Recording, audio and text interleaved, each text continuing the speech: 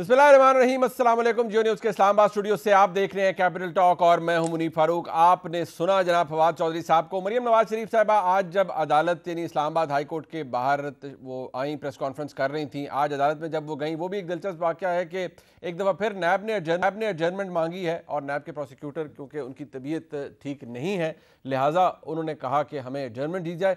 दिलचस्प बात यह है कि मरियम नवाज शरीफ साहबा का कहना है कि इमरान खान साहब को शायद अगर थोड़ा सा भी ख्याल है तो उनको अब चले जाना चाहिए, खुद ही चले जाना चाहिए, बकौल उनके कि इबरतनाक शिकस्त हुई है खैबर पख्तूनख्वा के बल्दियाती इंतखाबात के अंदर।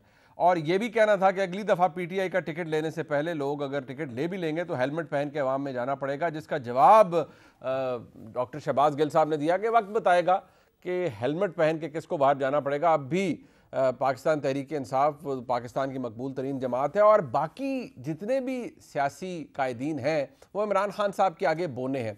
सवाल ये है कि क्या वाकई तहरीक इंसाफ ऑन मेरिट हारी है, अपनी परफॉर्मेंस की वजह से हारी है, महंगाई की वजह से हारी है, इंटरनल फाइट्स की वजह से हारी है, और जहाँ ये हो रहा है वहाँ क्या जो एहतसाब का सारा बयानिया या केसेस जैसे वो अब थोड़ी देर पहले मरियम औरंगजेब साहबा कह रही थी कि डेविड रोज़ का जो सारा मामला चल रहा है वो डिफिट के पैसों के ऊपर या उनके हवाले से जो एक स्टोरी आई थी डेली मेल के अंदर उसमें जो शहबाज शरीफ साहब का मुकदमा चल रहा है उसमें वहाँ पर एडजर्नमेंट मांगी जा रही है, यहाँ नैब एडजर्नमेंट मांग रहा है और कोई सबूत नहीं है शहबाज शरीफ साहब के ख़िलाफ़ या मरियम नवाज शरीफ साहबा के ख़िलाफ़ नैब के पास या शहजाद अकबर साहब के पास। ये बातें अपनी जगह मौजूद हैं, लेकिन क्या वाकई ऐसा हो रहा है और इससे पाकिस्तान की सियासत के ऊपर क्या असर पड़ेगा आने वाले दिनों के अंदर? और बार बार जो कहा जा रहा है ये डीलें डूलें हो रही हैं, नहीं हो रही हैं, कौन कोशिश कर रहा है, कौन हम लोगों के बूट पॉलिश करने के लिए तैयार होते हैं, ये कौन कोशिश कर रहा है और किससे डील हो रही है?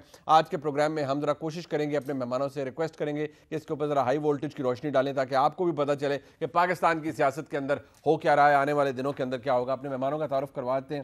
मियाँ फ़ारूक हबीब साहब, स्टेट मिनिस्टर इंफॉर्मेशन, हमारे साथ मौजूद हैं, और शुक्रिया फ़ारूक साहब आपका। मियाँ जावेद लतीफ़ साहब हमारे साथ मौजूद हैं, MNA हैं, पाकिस्तान मुस्लिम लीग नून के मरकज़ी रहनुमा हैं, बहुत शुक्रिया मियाँ साहब आपका। सेनेटर मुस्तफ़ा नवाज़ खोखर साहब हमारे साथ मौजूद हैं, कानूनदान भी हैं और मुल्क की सियासत को समझते हैं। खोखर साहब आपका भी बहुत शुक्रिया। खोखर साहब, यकीनी तौर पर आपसे भी आज हमने बहुत कुछ पूछना है, इसीलिए आप पहले ही मुस्कुरा रहे हैं, बट आई एम श्योर आप उसका भी जवाब ऐसे ही देंगे जैसे हमेशा देते हैं, खुल्लम खुल्ला ठोक के। भाईजान, बड़ी बुरी शिकस्त हुई है तो, यानी कि आपको चले जाना चाहिए, खुद ही चले जाना चाहिए, आपकी इतनी इबरतनाक शिकस्त हुई है, आप सोच रहे हैं कि आपको चले जाना चाहिए? देखें, बुनियादी तौर के ऊपर तो पहले कुछ चीज़ें जो है ना उसको ज़रा रिकॉर्ड को सेट कर लेते हैं, ठीक कर लेते हैं। पहला मामला तो ये है कि ये कहते थे जी कि इंतखाबात में 2018 के पीटीआई धांधली के साथ आई है। उस वक्त तो एक इंटरम सेटअप था, हम इक़्तिदार में भी नहीं थे, ठीक है, तो इन्होंने हम पे इल्ज़ाम लगा दिया कि हम धांधली से इक़्तिदार में आए हैं। अब तो KPK के अंदर पूरी हमारी हुकूमत भी थी और इंतखाबात भी हो गए, और इन इंतखाबात के अंदर जो है वहाँ से JUI मौलाना फजल रहमान साहब सबसे ज़्यादा बात करते हैं, ठीक है, उनकी वहाँ पर सबसे ज़्यादा जो है वो नशिस्तें उनकी वहाँ पर आ गई, ठीक हो गई। इसका मतलब ये है कि ये क्रेडिट तो हमें जाना चाहिए कि हमने साफ़ और शफाफ इंतखाबात बल्दियाती इंतखाबात के अंदर करवाए। इसका फ्लिप भी है ना कि अगर धांधली ना हो तो आप जीत ही नहीं सकते। दूसरा सुन लेना ज़रा, दूसरा भी सुन ले, फ्लिप इसका कुछ नहीं है। दूसरा इसका पहलू ये कमाल है, नहीं मौलाना साहब कह रहे थे 2013 में भी हम जीते ना वहाँ से, 2013 में भी जीते, उसके बाद वहाँ लोकल बॉडीज़ हुआ, वहाँ उस वक्त भी हम जीते। दूसरा इसके साथ दूसरा पहलू भी अटैच कर लें कि खैबर पख्तूनख्वा के अंदर पहली बार डायरेक्ट मेयर का जो इलेक्शन हुए हैं वो सिस्टम हम लेकर आए जिसमें आम आदमी ने डायरेक्ट वोट अपने मेयर को डाला, ठीक है। अच्छा, इसी के साथ साथ इसके साथ हज़ारों की तादाद के अंदर नाज़मीन और काउंसलर्स भी मुंतखब हुए हैं, मेन वाइल मेयर्स भी हुए, तो लिहाजा जो ये बल्दियाती सिस्टम है, इस बल्दियाती सिस्टम के अंदर एक मेयर भी है और यूनियन काउंसिल्स भी हैं। आप हारे क्यों? तो सुन तो लें, सुन लें, यूनियन काउंसिल्स की सतह के ऊपर भी जो है वो वहाँ पर मेजॉरिटी में हमारे लोग वहाँ पर जीते हैं। अब आप एक मिथ लेते हैं जी, परफॉर्मेंस या महंगाई का मामला आप लेते हैं, ठीक है, फिर अगर महंगाई से अवाम इतनी तंग थी KPK की या परफॉर्मेंस का इतना इशू था तो वहाँ से बिल्कुल ही क्लीन स्वीप हो जाना चाहिए था। वो तो आप सिटिंग सुन लेना, सुन तो लेना, सुन ले, हमने तो नहीं कहा, आपके वुज़रा कह रहे हैं। जरा सुन लेना, इशू क्या आता है, सुन ही रहा हूँ फ़ारूक साहब, वो जो आपके कलीग्स कह रहे हैं वो क्या कह रहे हैं? एक मिनट, कह रहे वो जो बात कह रहे हैं ना, अगर उनकी आपस में है तो ये उनके आपसी इख्तलाफात हैं। जब आप एक इतनी बड़ी जमात बन जाती है और आप इक़्तिदार के अंदर भी हो तो आपके पास हमेशा कैंडिडेट्स भी ज़्यादा होते हैं, इंतखाबात में हिस्सा लेने वाले लोग भी ज़्यादा होते हैं और वो इलेक्शन भी लड़ना चाह रहे होते हैं। आतिफ साहब, आप जरा सुन लेना, हो गए, शहराम तरकीक साहब हो गए, शिबली फराज साहब हो गए, शौकत यूसुफ ज़ई साहब हो गए, इनके आपस के इशू सुन तो लेना, सुन ले। जहां हमारे बहुत सारे ऐसे एरिया से जहां पर हमारे ही एक टिकट पे लड़ रहा है, एक आजाद उम्मीदवार लड़ रहा है, ठीक है, होता है, बिल्कुल ठीक, आजाद इलेक्शन लड़ रहा है, वहां से उन्होंने अपने ही किसी और के साथ मुकाबला नहीं किया, अपने साथ ही मुकाबला किया। पेशावर तो यहाँ पर को हाट सारे फारग हो गए। वहाँ पर देखें ना, बहुत सारे लोग हैं जो बल्दियाती इंतखाबात के अंदर लोग पार्टी सतह के अलावा लोगों की ज़ाती एफिलेशंस भी होती हैं, ज़ाती लोगों के बरादरी सिस्टम भी मैटर कर रहा होता है। ये वो तमाम, आपको पता है, ये वो तमाम चीज़ें ऐसे ही जोड़ तोड़ होती है, ये वो तमाम चीज़ें उसमें जो है वो करती हैं। But fact of the matter है कि आप इलेक्शन हारे हैं यार, इस बात को तो उसको तो हमने तो नहीं कहा कि हम नहीं इसे तस्लीम करते, हमने उसे तस्लीम किया। बट आप उसको रीजन आउट ये कर रहे हैं कि आप इंटरनल फाइट की वजह से आ रहे हैं, परफॉर्मेंस में हमने तस्लीम किया, उसमें हमने उसको तस्लीम किया है। बुनियादी तौर के ऊपर खैबर पख्तूनख्वा की सारी आबादी को हेल्थ कार्ड जो है वो हमने दिया है। हेल्थ कार्ड हमारा बड़ा ज़बरदस्त इनिशिएटिव है जिसको लोग अप्रिशिएट भी करते हैं। ठीक है। अगर आप मुझे महंगाई का इशू होता तो मुशहरा से परवेज़ खटक भी हार जाते, तो उनका तो भाई का बेटा पीपल्स पार्टी में शामिल हुआ। अब जो असल अचंभे की बात है, ये एक तरफ बैठी है नून लीग, दूसरी तरफ बैठी है पीपल्स पार्टी। एक वक्त था कि पीपल्स पार्टी वफाक की अलामत थी, ठीक है, नून लीग की भी खैबर पख्तूनख्वा में हुकूमत रह चुकी हुई है। आप देखें, नहीं एक मिनट सुन लेना, आप जरा मुझे भी बात करने देना। बिल्कुल करें, इन्होंने सारी बातें करनी है, बिल्कुल करने, इन्होंने टीवी पे भी की है, जरा मुझे भी बात करने देना। वजीर साहब, मैंने पहली कोई सियासी जमात ऐसी देखी है, नेशनल लेवल की पार्टियां मैंने ऐसी देखी हैं जिनका सिरे से सफाया हो गया। अच्छा, बल्दियाती इंतखाबात के अंदर ना होने की कारकर्दगी है, ठीक है, वो उसके ऊपर दुखी होने के, थोड़ा सा उसके ऊपर अपनी कारकर्दगी के ऊपर नजर डालने की बजाय वो ये कह रहे हैं कि जनाब पीटीआई की सीटें कम हो, सियासी दुश्मन का दुश्मन दोस्त होता है, मौलाना जीते हैं इसलिए वो खुश हो रहे हैं, ये तो पीडीएम में भी साथ है उनके। नहीं, ऐसे नहीं होता।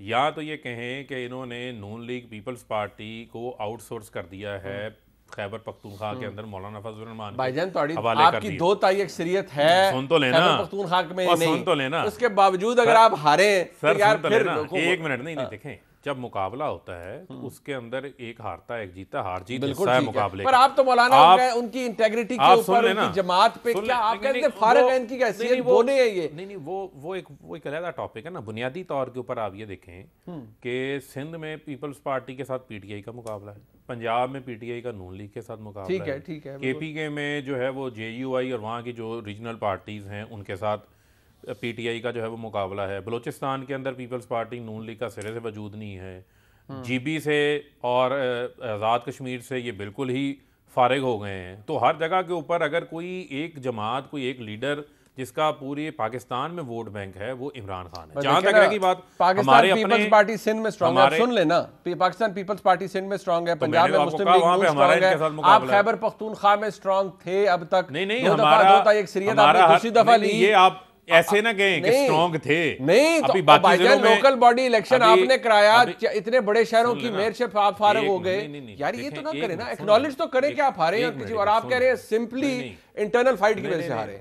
मेन बुनियादी चीज ये है कि जब आप टिकट्स ठीक तकसीम नहीं करते, टिकट तकसीम करने के बाद आपको अपने वर्कर्स को बिठाना पड़ता है। ये लेसन तो वो मैनेजमेंट हमारे लोगों ने ठीक नहीं की, को बता दिया करें कि यार अगर हार गए ना तो ये बताना है कि भाई इंटरनल फाइट की वजह से आए हैं, महंगाई इशू नहीं है, करप्शन इशू नहीं। आपके एमएनए नूर आलम खान साहब कहते हैं कि करप्शन हो रही है। नूर आलम का एक अपना हमेशा से उसका अपना एक व्यू है, वो अपना हमेशा उसका व्यू का इजहार करता रहता है, वो उसके अंदर कंसिस्टेंट है, लेकिन उनके व्यू से मैं जो है वो एग्री नहीं, मैं उनके व्यू से जो है वो एग्री नहीं करता। आप देखें ना, इसके अलावा और भी वहाँ से एमएनएज हैं, आप किसी और का भी व्यू ले सकते थे ना। सबको पता है कि नूर आलम ही एक ऐसा है, इल्जाम नूर आलम खान पे लगा ना, तो इसलिए पूछा ना। सुन लेना, वो एक डिसेंटिंग व्यू जो है वो देते हैं, इस वजह से आप उनको टीवी पे बुला लेते हैं। इट्स नॉट ग्रे एरिया ना, ब्लैक एंड व्हाइट है, या करप्शन हो रही है या नहीं हो रही, नहीं हो रही, ठीक है, वो फारिग हो गई थी नूर आलम खान साहब को, फिर आप फारिग करवाएं। नहीं हो रहे, पार्टी के अंदर अगर किसी की बात, अगर कोई डिसेंटिंग करता है तो सारी बात, अगर उन्होंने कोई बात की है उसको पार्टी जायजा ले ले। एक बात फरूख हबीब साहब की ठीक है, खोखर साहब के पास में मैं यही मुद्दा लेकर आऊंगा, लेकिन मियां साहब आपकी नजर कर देता हूं डॉक्टर शहबाज गिल साहब का ट्वीट, मुस्लिम लीग नून के बयान देखो तो ऐसे लगता है कि जैसे नून लीग नंबर 1 पर आई है।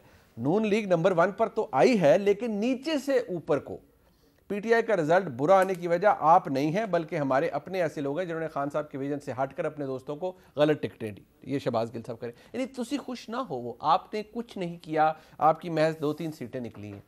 मैं जिसका आप बयान सुनवा रहे हैं इस पर बात तो नहीं करना चाहूँगा।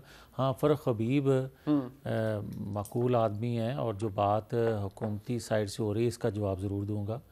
बात सीधी सी है कि जो फ़र्रुख हबीब बात कर रहे हैं, कोई भी हुकूमत वक्त हो और जब वो शिकस्त से दो चार हो तो यही वजह पेश किया करती है जो आज फ़र्रुख हबीब पेश कर रहे हैं, बैसियत वज़ीर मुमलिकत। यस, बिल्कुल ऐसे ही होता है। मगर जहाँ तक तल्लक है, आपने कहा कि कोर्ट किया मरियम नवाज शरीफ की प्रेस कॉन्फ्रेंस को कि इनको अब चले जाना चाहिए। मैं ये समझता हूँ कि चले जाने के भी दो तरीके हैं और भेजे जाने के भी कुछ तरीके हैं। बदकिस्मती है कि हम चले जाने के लिए तो तरीक़ाकार अपनाने के लिए तैयार हैं और कर रहे हैं। एक तरीका ये है जो आपने खैबर पख्तूनख्वा में देखा कि लोगों ने रिजेक्ट कर दिया, ठीक है। और वही तरीका है कि फिर अगर आप से कौम इत्फाक नहीं कर रही आपकी पॉलिसियों से या आपके साथ नहीं खड़ी तो आपको चले जाना चाहिए। एक जमहूरी तरीका भी है ये। मगर जहाँ तक चले भेजने का तल्लक है तो मैं उससे कभी भी बतौर सियासी कारकुन के इत्फाक नहीं करता और अक्सरियत लोगों की ऐसे हैं। वैसे आपने उधर ही लगाया होता है। नहीं, मैं अर्ज़ कर देता हूँ, आज इस्लामाबाद हाई कोर्ट में दो केस थे। जी। एक केस था मरियम नवाज शरीफ साहब के हवाले से और उनके हवाले से जो उनके प्रोसिक्यूटर थे नैब के, उन्होंने आज छुट्टी की, उन्होंने रिक्वेस्ट की और जो हमें इल्ज़ाम दिया जाता था। और अगर बीमार थे तो मनीब आपको याद होगा कि जब हमारे वकील बीमार थे तो उस वक्त ये कहा गया था कि वो स्ट्रेचर पर आते, उनको आना चाहिए था हर सूरत। आज किसी ने कुछ। अब मैं बात ये करना चाहता हूँ कि दूसरा केस एक लगा हुआ था, वो एक जाती नोयत का था। फरूख साहब अभी फोन करेंगे ना, नैब से पूछेंगे भी क्या वजह है यार, एडजर्नमेंट क्यों ले रहे हो। बल्कि इनको टाइम दे दें, ये पूछ लें, जाके पूछें। नहीं फरूख साहब के पास फोन चले है, यहीं पूछ लें। मगर पूछ लें, मगर यार तुसी वजीर हो, पूछो ना को। हमारा नैब से क्या रहा, आपका रहा नैब से आप उनके तर्जमान को फोन करें, पूछो। बिल्कुल शहजाद अकबर साहब को पूछ लेंगे।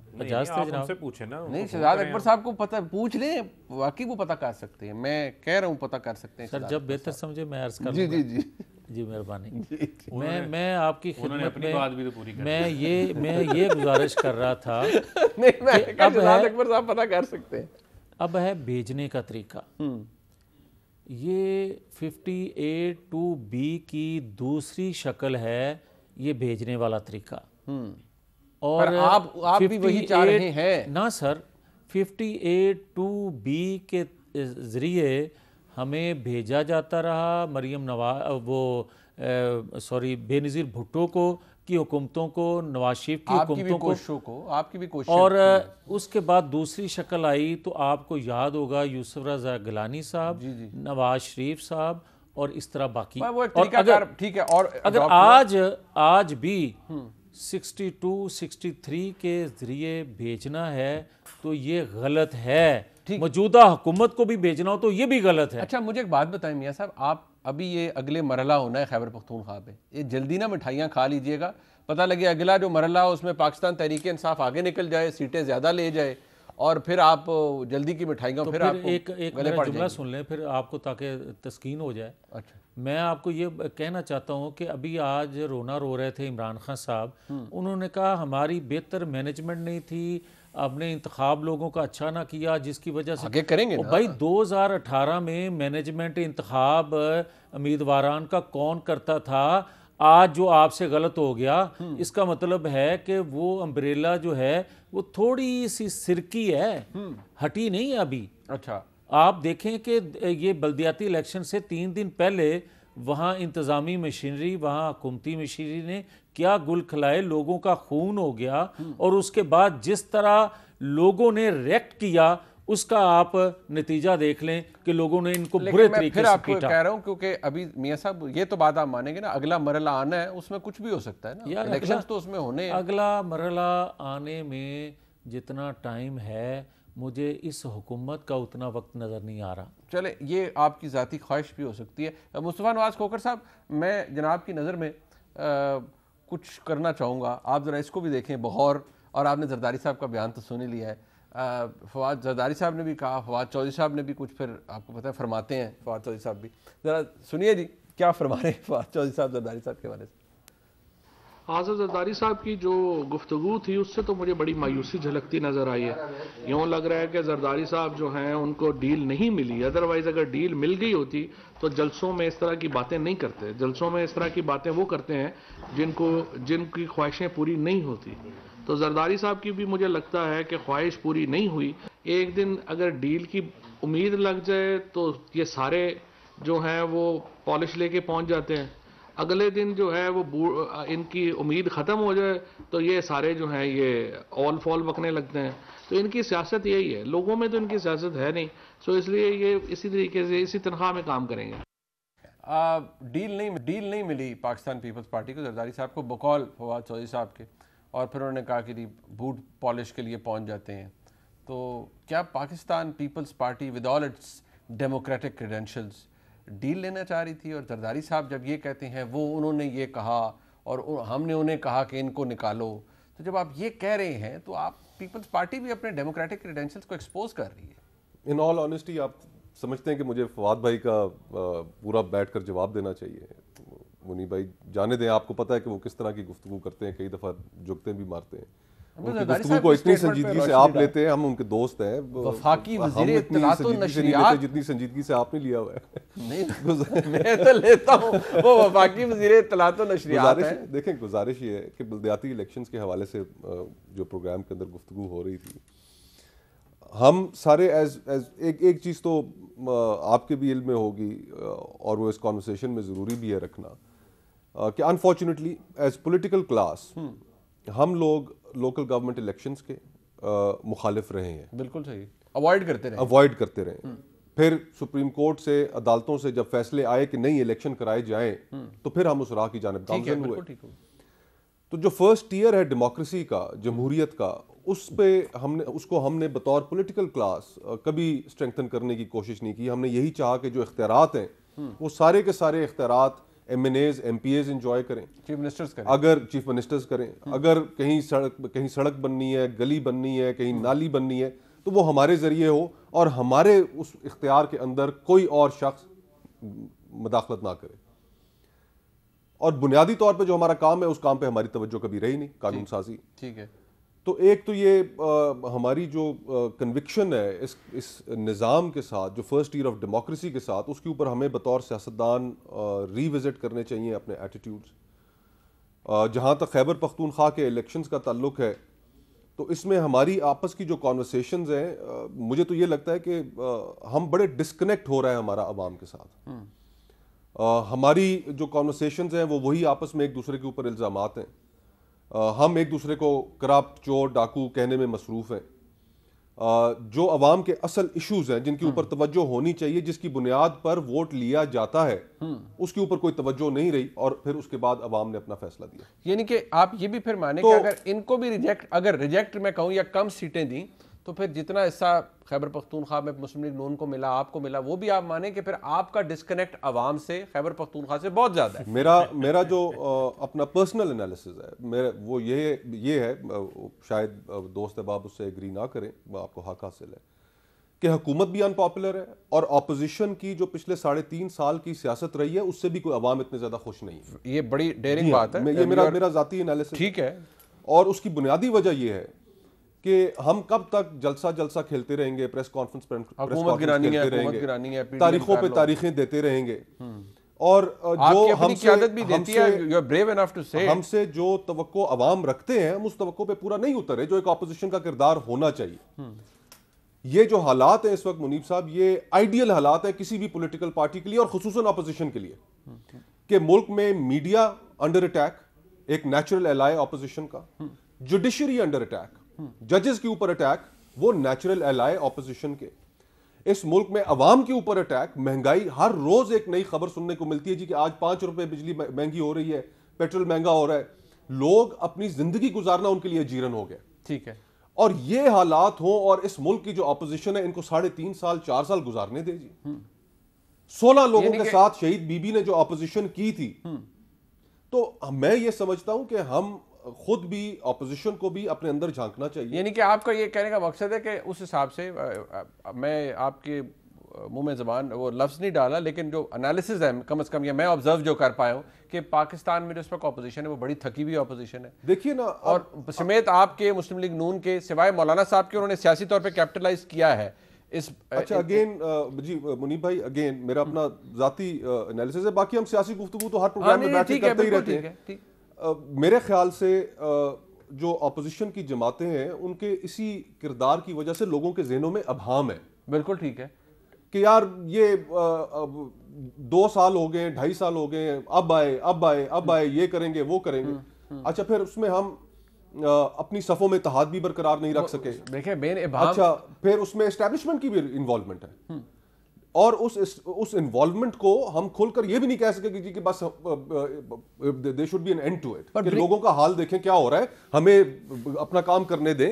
एक निजाम है, उस निजाम में हमें अपना काम करने दें। चौधरी साहब की बात पर बिल्कुल ना करें बात, ठीक है, आप कहते हैं आप उन्हें सीरियसली नहीं लेते, मैं आपकी बात से ही समझा। इंपॉर्टेंट बात यह जो जरदारी साहब ने बात की है, दैट इज मोर इम्पॉर्टेंट। एक तरफ आप जमहूरियत की और जमहूरी जदोजहद की बातें करते हैं, फिर जरदारी साहब ये कहते हैं कि हमें उन्होंने कहा को फार्मूला बनाए। मैं आप कहते हैं सुना दूं, आई एम श्योर आपने सुनी है उन्होंने जो बातें की हैं, जरा उस पर वजाहत कर देना। यानी कि फिर खाली इन पर तो नहीं है ना, इन पर कि ये डील कर लेंगे या ये जाके एडजस्टमेंट कर लेंगे। आई थिंक उसको कॉन्टेक्स्ट में लाने के लिए आप सुन लें जरदारी साहब क्या कह रहे थे। जरदारी साहब क्या फरमा रहे थे, सुनिए जरा। अब यह आलम है कि वो फरमाते हैं कि आप आके मदद करें, हम कोई तरीका बनाएं, कोई फार्मूला बनाएं। मैंने कहा सर फार्मूला वार्मूला कोई नहीं है, तुम लोग के फार्मूले बना बना के मुल्क का तुमने ये खाना खराब किया है। सवाल सीधा सीधा है कि इसकी करो छुट्टी, फिर करो हमसे बात, फिर करेंगे हम। अब इसकी जरा वजाहत कर दीजिए कि नहीं, इसकी वजाहत तो इसमें कोई इब्हाम वाली तो गुफ्तगू थी नहीं। आप भी इस चीज़ से वाकिफ़ हैं कि हमारा जो सियासी निज़ाम है उसमें इस्टेब्लिशमेंट का एक असर रसूख है, और ख़ुसूसन इन हमारे जो दोस्तों की जो जमात है उसके ऊपर तो बहुत ही ज़्यादा है। जिस तरीके से पार्लियामान की कार्रवाई चलाई जाती है, वहाँ पर भी कुछ लोग डिप्यूट किए हुए हैं जो इनके नंबर्स पूरे करते हैं, जो कि इदारों का काम नहीं है, लेकिन अब हो रहा है, क्या करें। तो पैगाम गया होगा, शायद कोई शख्स अपने तय पैगाम लेके गया हो, तो उन्होंने तो अपना जवाब सुना दिया। उन्होंने तो कह दिया कि कोई फार्मूला वगैरह नहीं। खोखर साहब, जरदारी साहब का ये कहना एक भरी महफिल में कि आप उनकी छुट्टी करवाएं। भैया आप सियासी जमात है, आप खुद मिलके, जैसे भी आप कह रहे थे अपोजिशन बहुत थकी हुई है, आप खुद इनकी जमहूरी तरीके से छुट्टी करें। आप किसी और को क्यों कहें कि भाई इनकी छुट्टी करवाएं? ये भी दैट्स अगेंस्ट डेमोक्रेटिक। गुफ्तगू का जो कॉन्टेक्स्ट है वो तो यही है, मैं तो उससे यही समझ पाया हूँ कि कोई आया होगा पैगाम रसा, उसने कहा होगा कि जी को फार्मूला बनाए, उन्होंने आगे से अपना जवाब दे दिया कि जी के फार्मूला वगैरह हमने कोई नहीं बनाना, आप अपनी गलती पे पशेमान है तो हो और खुद ही इनसे जान छुड़ाएं, हम क्या करें। मतलब क्या मुस्लिम लीग नून का यहाँ पर बैठ के बात ये ना कि कौन सी इनके सियासी इत्तेहाद तोड़ने के लिए भी नजर करम कहीं और से चाहिए।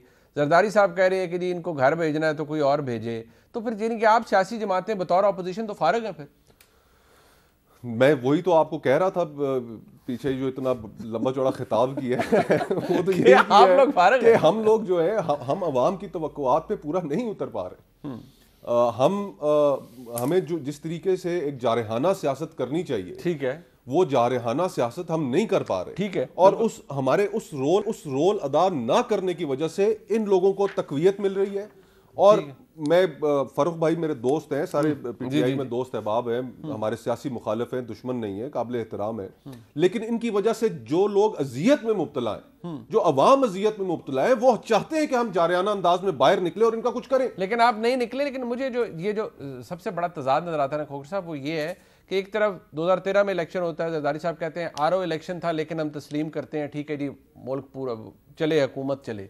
यहाँ पर वो जरदारी साहब कहते हैं जी फार्मूला आ गया, हमें कहते हैं इनको निकालें, फलान करें, ये करें, वो करें। ये भी एक हुकूमत है ना, 5 साल के लिए आए हैं तो 5 साल पूरे करें, इनको भी 5 साल पूरे करने दें अगर उस स्टैंडर्ड पे चलना है तो। देखिए 5 साल तो बिलाशुबा, अब उस इलेक्शन के ऊपर हमें एतराज़ात तो थे, शदीद एतराज़ात थे, और उस वक्त दीगर अपोजिशन की जमातें मौलाना फजलुर रहमान साहब निकालें तो ये नहीं कहना, मौलाना फजलुर रहमान साहब का तो मौक़िफ़ ये था कि जी कि हमें इन असेंबलियों में नहीं बैठना चाहिए। और जो RTS फेल हुआ, ये सारा उससे आप भी वाकिफ हैं, जितना प्रेशर आपके ऊपर रहा कि इलेक्शन को किस तरह रिपोर्ट करना है, जो प्री पोल रिगिंग है, ये सारा तो रिकॉर्ड का हिस्सा है। और फिर किस तरीके से इनको हुकूमत में लाया गया, उसके बावजूद हम बैठे तो सही। अब हम बैठे हैं तो तवक्को तो यही है ना कि भाई जो वादे किए थे 50 लाख घर, 1 करोड़ नौकरी, कम से कम उन लोगों को तो दो। बिल्कुल, आपका काम है इनसे सवाल पूछना, उनका काम है जवाब देना। अब अगर ये नहीं दे पाते और उस सारी सूरत हाल में जो ये पाकिस्तान के ऊपर इनको नाफिज किया गया, ये सारा कुछ तोड़ मड़ोड़ कर, लोगों को जेलों में डालकर, सियासी पार्टियों को, मीडिया का गला घोंट कर, तो अब ये डिलीवर अगर नहीं कर पा रहे, ठीक है, तो उस डिलीवरी में फिर हमें एक बहुत ज्यादा करना चाहिए, लेकिन आप नहीं कर रहे। मियां साहब से समथिंग, एक ब्रेक लेते नहीं, फारूक साहब के पास वापस आते हैं, मियां साहब के पास, फारूक साहब भी हमारे साथ एक ब्रेक लेते हैं।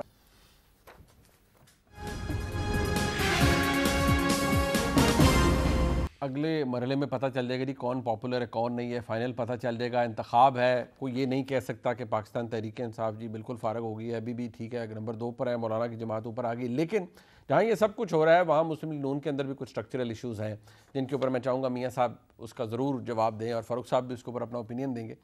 मियाँ जावेद लतीफ़ साहब, मैं फ़ारूक साहब से भी पूछूँगा, ज़ाहिर बात है इनका भी वो महबूब जिसे कहते हैं ना टॉपिक है कि जमात आपकी है लेकिन आपका प्राइम मिनिस्टरियल कैंडिडेट कौन होगा। अब वो मैं इसलिए कह रहा हूँ आपसे एडवांस आपको वो बता के इंटिमेशन दे के कि आप लोग किसी एक बात पर वो इत्तफाक क्यों नहीं कर सकते कि ये शहबाज शरीफ हमारे प्रेसिडेंट हैं, मियाँ नवाज शरीफ साहब क्योंकि नाअहल हैं, मरियम बीबी के ख़िलाफ़ केस चल रहा है, तो सादी सी बात है शहबाज शरीफ साहब हमारे प्राइम मिनिस्टरियल कैंडिडेट हैं। इस बात को इतना कन्फ्यूजिंग क्यों बना रहे हैं आप? ज़रा आपकी नज़र करते हैं, कुछ पहले देख लीजिए। अमूमन पार्टी के सदर को बनाया जाता है जो पार्टी को लीड करता है, तो वो शहबाज साहब हमारे सदर हैं, वही हमारे उम्मीदवार हों। जब वक्त आएगा इंशाल्लाह पार्टी की मशावरत के साथ नवाज शरीफ साहब फैसला करेंगे। फैसला प्राइम मिनिस्टरशिप के लिए कौन होगा, मरियम नवाज होंगी। For me I think she will be eligible to contest. जो शाहिद ने कहा है, शाहिद अब्बासी ने कहा है, मैं उसको एंडोर्स करूँ। जब वक्त आएगा इंशाल्लाह पार्टी की मशावरत के साथ नवाज शरीफ साहब फैसला करेंगे। कौन है जी आपकी वजारत उज़्मा का उम्मीदवार अगले इलेक्शन? मेरा ख्याल है कि आपको कोई ज़रूरत से ज़्यादा परेशानी है। नहीं, मुझे नहीं परेशानी। अगर मियां साहब यहो जी गल्ला करते हो ना, पर सवाल तो अच्छा बात तो मुनीब अगर इजाज़त दे दे, अब मुझे टाइम देंगे आप जनाब। टाइम मैं इससे पहले कि आपके इस सवाल का जवाब दूं, मैं एक गुजारिश करना चाहता हूं जी, और शायद जो गुजारिश करने लगो इसमें आपको जवाब मिल जाए जी। ये जो कहा जाता है कि कोई फार्मूला लेकर आता है और उसका जवाब जो जरदारी साहब ने आगे से दिया जी, मैं ये कहता हूँ कि पाकिस्तान के मफाद में क्या ये है कि अवाम के अलावा भी कोई फार्मूला हो, कि अवाम के अलावा भी कोई किसी को मुंतखब करे या हटाए। मैं तो हटाने के भी हक में नहीं हूँ कि अवाम की मर्ज़ी के बग़ैर किसी फार्मूले से किसी को हटाया जाए या लाया जाए। ठीक है। अब मेरी गुजारिश दूसरी ये है कि जो फरमाते हैं फवाद चौधरी साहब, उन्होंने कहा कि इनकी जब ख्वाहिश पूरी नहीं होती तो फिर इस तरह की बातें करते हैं। फिर इसका मतलब है कि कोई ऐसी कुव्वत है ना जो आपकी ख्वाहिश पूरी करती है, किसी और की पूरी नहीं करती। तो आप भी मानते हैं ना भाई, क्यों? यही भाई, जंग भी तो यही है ना, लड़ाई भी तो यही है, जद्दोजहद भी तो यही है कि हम 3.5 साल से जेलें अगर काट रहे हैं तो इस वजह से ही काट रहे हैं ना कि भाई किसी और को ये इख्तियार हक हासिल नहीं है कि आप किसी को पकड़ के लगा दें और किसी को 58(2) के जरिए निकाल दें, या नया तरीका आजकल जो निकाला है 62(3) वाला। अब मैं जो बात करना चाहता हूं, अदम एतमाद लाएं, और आपको क्यों यकीन नहीं है कि आपकी अदम एतमाद की जो तहरीक है वो कामयाब नहीं हो सकती इस प्राइम मिनिस्टर इमरान खान साहब के खिलाफ? क्योंकि देखिए राना सनाउल्लाह साहब कहते हैं आपके कुलीग जो लाए हैं वो निकालें, उधर जरदारी साहब अभी खोखर साहब ने भी बता दिया, वो भी कहते हैं जी हमने कहा है जो आप खुद ही निकालें, फलाने को घर भेजें। आपके बहुत से कुलीग्स भी यही बात करते हैं। सरदार याद सादिक साहब फार्मूला लेके जाते हैं मियां नवाज शरीफ साहब के पास, वो भी कहते हैं जी पहले इनको भेजें फिर इलेक्शन फ़ौरन करवाएं। आप खुद भी तो सारा कुछ आगे कर देते हैं ना। अगर इजाज़त दें। जी जी जी। मैं ये नहीं कहता, हम किसी तौर पर इस हक में नहीं है कि लाने वाले निकालें। हम ये कहते हैं कि लाने वाले हट जाएं, लाने वाले अपनी अम्ब्रेला पीछे हटा लें अच्छा। पाकिस्तानी कौम को आइन कानून में रहते हुए अपोजिशन को अपना किरदार अदा करने दें। ठीक है। और जो आपने सवाल किया है अदम एतमाद का, जी जी। तो आपको भाईजान ये पता होगा, इल्म होगा, जो अभी मुस्तफ़ा नवाज खोखर साहब बात कर रहे थे कि यहाँ तो बिल पास करवाने के लिए, नंबर पूरे करने के लिए भी जिस तरह हांग के लाया जाता है, वो लियाकत, आमर लियाकत की आपने गुफ्तगू सुन ली थी कि जिस तरह हमें लाया गया जिस तरीके से। तो मैं ये कहना चाहता हूँ कि अगर तो आप अम्ब्रेला हटाएंगे तो कोई डिमांड नहीं करेगा और ना कोई फार्मूला लेकर आएगा, ठीक हो गया, ना किसी की ये कैपेसिटी होगी। मगर जब आप अम्ब्रेला ऊपर रखेंगे और हुकूमत को चलाएंगे तो फिर तो ये आवाज़ें उठेगी। और जो सवाल है आपका, मैं उस पर आता हूँ भाई। बात सीधी सी है, 22 करोड़ आवाम जो हैं वो उनमें से जितना भी परसेंटेज आप देते हैं मुस्लिम लीग नून को, नवाज शरीफ के फॉलोअर्स को, वो चाहते हैं नवाज शरीफ को जिस तरह हटाया गया था, नवाज शरीफ को अपनी टर्म पूरी करने दी जाए, ताकि वो पाकिस्तान की जिस तरह बेहतरी कर रहे थे, पाकिस्तान के इंफ्रास्ट्रक्चर को जिस तरह बेहतर कर रहे थे, दुनिया में जिस तरह, मतलब आप ये कह रहे हैं कि आपका वोटर सपोर्टर ये कहता है और मुस्लिम लीग नून की ख्वाहिश ये है कि मियां नवाज शरीफ साहब मुल्क के वज़ीर आज़म दोबारा बने। यस, और ये शहबाज शरीफ साहब की भी ख्वाहिश है। अच्छा, ये मेरी भी ख्वाहिश है। पर वो नाहल हैं तायात। यस, सुन लेना। तो फिर आप यस मुझे ये बताएं मनीब साहब, एक सेकंड फर्क साहब, मुझे ये बताएं कि क्या 2008 में जब वो आए थे नाहल नहीं थे? हाँ ठीक है, वो हाईजैकर बनाया गया था ना, हुई थी। तो आप इन अदारों को आज़ादाना फैसले करने दिए जाएं तो नवाज शरीफ अहल हैं। ठीक है। अच्छा, मुझे एक बात बता दें, शरीफ अहल है। शायद खाकान अब्बासी साहब दुरुस्त हैं, ख्वाजा आसिफ साहब दुरुस्त हैं, जुबैर साहब दुरुस्त हैं। कौन आपका ये ब्लैक एंड व्हाइट में नहीं बता सकते कि यार आज ये कैंडिडेट है?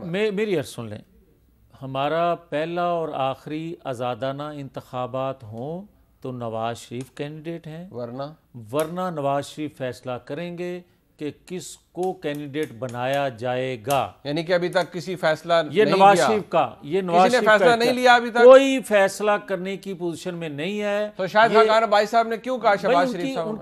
उनकी अपनी राय है ना। तो राय केड़ी, सीनियर वाइस प्रेसिडेंट है सर, राय क्या होती है सर? मेरी बात तो सुन लेना, आप अपना फैसला मुसल्लद ना करें। मियां साहब चार तो मौकफ है सर, आप मुझे बताएं ना। आप चाहते हैं कि मियां साहब को एक और शो का आप मियां साहब नहीं डरते शो का। अच्छा, मुझे ये बताएं कि क्या नवाज शरीफ पहले और आखिरी मैंने कहा कि इंशाअल्लाह ताला हमारे कैंडिडेट हैं प्राइम मिनिस्टरशिप के।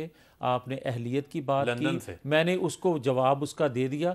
लंदन भी दूर नहीं आ रहे ने, अगे भी लंदन ही भेजा साजे, मगर वो दोबारा आ गए थे और वो कहते सन, उदों कहते सन ये नहीं होना आएंगे, फिर आए ना। अच्छा, बात ये हुण भी आए ना। बात ये है, क्या फारूक साहब, क्या जनाब खोखर साहब हमारे भाई, क्या मियाँ जावेद लतीफ़ साहब, इनको शदीद एतराज़ ये है कि आपके या सर पे कुछ छतरी है, कोई कहता है आपके सर पे हाथ है, कोई कहता है आपके साथ बहुत सारी सपोर्ट है जो कि नज़र नहीं आती। मैं पहले आपको मुबारकबाद दूंगा कि आप कितने खुशकिस्मत हैं कि तमाम चीज़ें आपके साथ हैं। तो आप ज़रा अलहदा होकर इन तमाम परछाइयों से ख़ुद को अलहदा करके ज़रा डट के इनके साथ मुकाबला करें। देखें, बुनियादी तौर के ऊपर तो हमने तो बिल्कुल डट के मुकाबला किया। 22 साल जदोजहद के बाद आए हैं और 1,70,00,000 वोट हमें पाकिस्तान की आवाम ने जो है वो दिए हैं। 1,70,00,000 वोट। अच्छा, असल में दिलाया गया। असल में चीज़ क्या है, देखें, असल में मामला ये है कि सारी ज़िंदगी बैसाखियों के ऊपर इन्होंने सियासत की है। अच्छा। आज भी ये बैसाखियाँ ढूंढते हैं। आप देखें ना कि ये तो वो कशकोल उठा के जो जरदारी साहब की आई है वहाँ पर जो तकरीर है, वो तो तरला मिनता करने वाली बात पे आ गए ना। इंसान तो बात जब इस किस्म की बात पब्लिकली आके करे, वीडियो भी कैमरा भी है, तो ये तो मिन्नत समाज तरलों वाली बात है। जहाँ तक रह गई बात नवाज शरीफ साहब के हवाले से, इनकी अपनी जमात के अंदर ही क्लैरिटी नहीं है। मैंने कहा इनको किसी और की ज़रूरत ही नहीं है, ये आपस में ही एक दूसरे के लिए काफ़ी हैं। मतलब शायद खाकान अब्बासी का वज़ीर आज़म शहबाज शरीफ, ख्वाजा आसिफ का वज़ीर आज़म शहबाज शरीफ, मियाँ जावेद लतीफ़ साहब का वज़ीर आज़म जो है वो नवाज शरीफ है, मोहम्मद ज़ुबैर साहब का वज़ीर आज़म जो है वो नवाज शरीफ है। ठीक है, तो ये इन्होंने जो है ना वो रहना चाहते हैं, अपने हवा में किले बनाना चाहते हैं, ये बनाते रहें। बुनियादी तौर के ऊपर 2 पार्टी सिस्टम था ना, इन तीनों जमातों को 3-3 मौके मिले। 3-3 मौक़ों में अगर ये डिलीवर कर देते तो ना लूटमार करते, ना जाली अकाउंट्स बनाते, ना बैरून मुल्क जैसे फ्लैट्स आपको लेते। मौका मिला, इनको भी सुन तीन लेना, मौके मिले। तीन मौके मिले इनको, तो इन्होंने डिलीवर नहीं कर सके। अच्छा, ठीक। अब बुनियादी तौर के ऊपर जिस चीज के पीछे ये छुप जाते हैं वो ये है कि लंदन के 4 फ्लैट्स हैं जिसकी बेस पे नवाज शरीफ को सजा हुई है। ठीक है। जब जमानतें मिलती हैं तो वो फैसले इनके मुताबिक आजादाना होते वैसे हैं। कितनी देर जब चलेगा सजाएं ना? मिल जाती हैं जब सजाएं मिल जाती हैं तो वो फैसले आजादाना नहीं होते। मुझे आप ये बताएं ना, ये अब 16 अरब रुपए का मामला शहबाज शरीफ साहब का, ठीक है, इसके बिल्कुल ऊपर जो है वो सलमान शहबाज को मफरूर उन्होंने करवाया हुआ है। वो माशाल्लाह सेहतमंद हैं, हट्टे कट्टे हैं, बीमार नहीं है। ठीक है। बकौल इनके लंदन की अदालतों ने उनको सरखुरू कर दिया है। अभी तक शहबाज शरीफ साहब उनको पाकिस्तान नहीं बुला रहे। ठीक है, FIA कहता है हमें पाकिस्तान मुतमईन नहीं किया, बट पेश करें। एक धेले की करप्शन वालों ने जो है वो चाय पिलाने वाले चपरासियों के नाम के ऊपर जो है वो किया, बिल्कुल मलक ठीक है। मकसूद, अगर मोहम्मद आप- असलम, ये अजहर अब्बास, खिजर हाँ, ये हयात हम को चाय स्क्रीन पिलाने पे भी वाला, नजर आएगा ये वो तमाम चीजें हैं ना, इसको बिल्कुल। आप झुटला तो नहीं ना सकते, इसका किसी ने जवाब तो देना है ना। बिल्कुल ठीक जवाब है। एक फारूक साहब, एक ब्रेक ले लेते हैं क्योंकि वक्त कम है। ब्रेक के बाद वापस आते हैं, इसी मामले में बात करते हैं। हमारे साथ रहिए।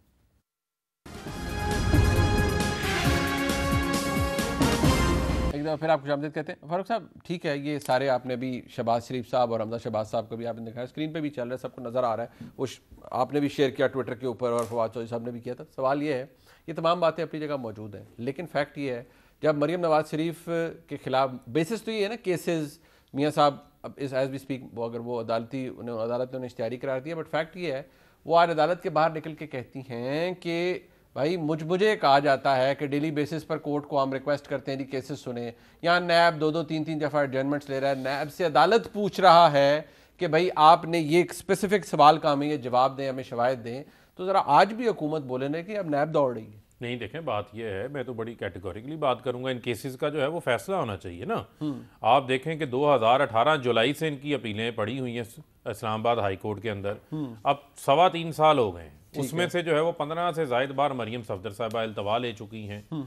अब ये इल्तवाएं लेना जो है वो इनको नहीं चाहिए, इनको तो ये सूट ही नहीं करता ना। ये समझते हैं इनसे नाइंसाफ़ी हुई, इस वजह से इन्होंने अपील दायर की है। और इनके पास 4 फ्लैट्स के सबूत भी मौजूद हैं। अब कतरी खत तो नहीं है ना इनके पास। अभी तो बात यह ना क्या वो बेनिफिशियल ओनर है नहीं है, सुन लेना।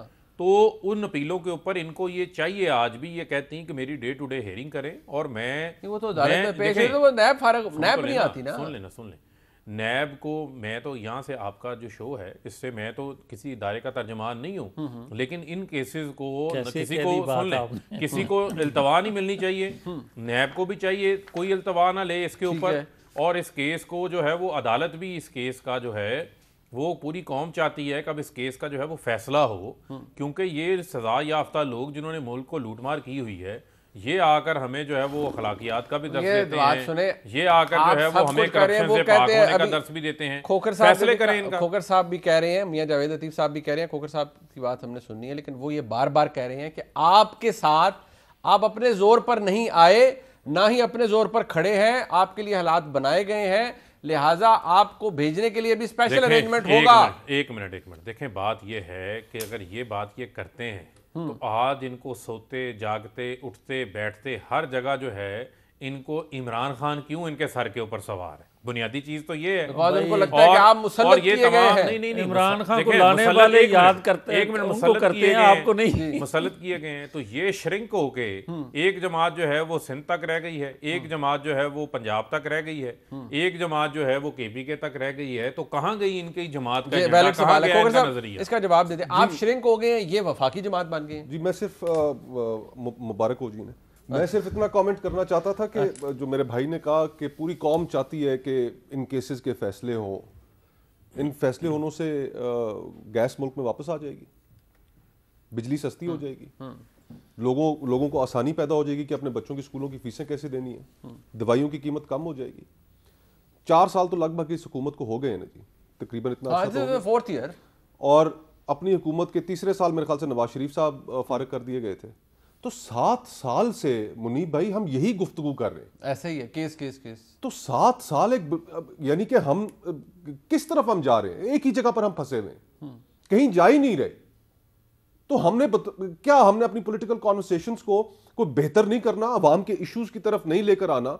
आज दुनिया में क्या हो रहा है, पाकिस्तान कहाँ खड़ा है, पाकिस्तान की फॉरेन पॉलिसी कहाँ खड़ी है, पाकिस्तान को किस तरीके से परसीव किया जा रहा है।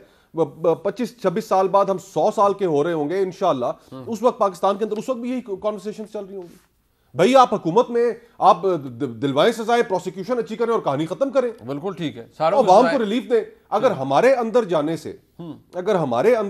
से मुल्क के कर्जे उतर जाएंगे, हमारे अंदर जाने से लोगों को गैस मिल जाएगी, बिजली मिल जाएगी, उनकी जिंदगी आसान हो जाएगी, तो भाई सुबह कर दें अंदर, सारों को अंदर करें जी, और ताकि मुल्क ये कब तक ये गुफ्तगू करते रहेंगे? ये तो डिफरेंट है ना। देखें जाहिर बात है, अगर आपने किसी ने कुछ जुर्म किया है, कोई लूटमार की है, तो उसको उसकी सजाएं मिलेंगी। जहां तक रही बात गवर्नेंस की है, महंगाई की है, इकोनॉमी की है, वो भी हुकूमत की जिम्मेदारी, उसके ऊपर भी हम काम कर रहे हैं। अब ये मतलब नहीं हो सकता ना, ये मतलब नहीं हो सकता, हर वक्त गुफ्तगू एक मिनट सुन लेना, ये मतलब नहीं हो सकता कि अच्छा जी महंगाई है, इकोनॉमी, एक्सपोर्ट्स बढ़ाएं, फलानी चीज करें, लिहाजा हमें आप जो है ना हमारे केसेस को ना चलाएं। मियां साहब तो अंदर जाके हो भी आए हैं, तब भी कुछ बेहतरी नहीं ला सके। नहीं देखें, वो तो आटे सस्ता कर दो, इनके बदले जारी बात आटे सस्ता इसके बदले कर दें। देखें मियां साहब यहाँ पे बैठे हैं, इसका मतलब अदालतें आजाद हैं। मियां साहब यहाँ बैठे हैं ना, अदालतें एक दफा फिर भेज दो, आटा सस्ता कर दो। आप जाने के लिए तैयार हैं? मैं तैयार हूं, आटा सस्ता कर दें।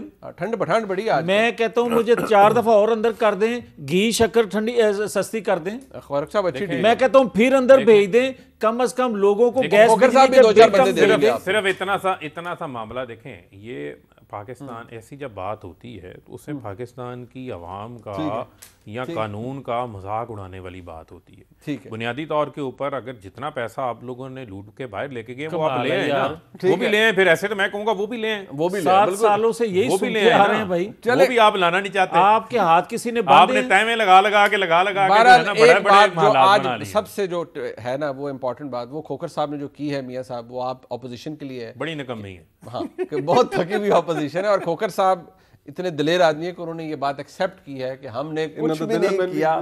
इन्होंने तो ये भी कहा कि जो कुछ हम कर रहे हैं बस ये तो अपोजिशन जमाते हैं, वो बिल्कुल फारग है। यानी फारूक साहब की जमात कैसे मौलाना फजल रहमान ने खैबर पख्तूनख्वा में अच्छी बिल्कुल किया है, लेकिन लोगों ने उसको वोट दिया है। ये भी एक हकीकत है। बिल्कुल ठीक है। बहरहाल जी बहुत शुक्रिया फारूक साहब, रवीद लतीफ साहब और जनाब मुस्तफा नवाज खोखर साहब हमारे साथ प्रोग्राम देखा जी। आपने फीडबैक दीजिएगा। खुदा हाफिज़।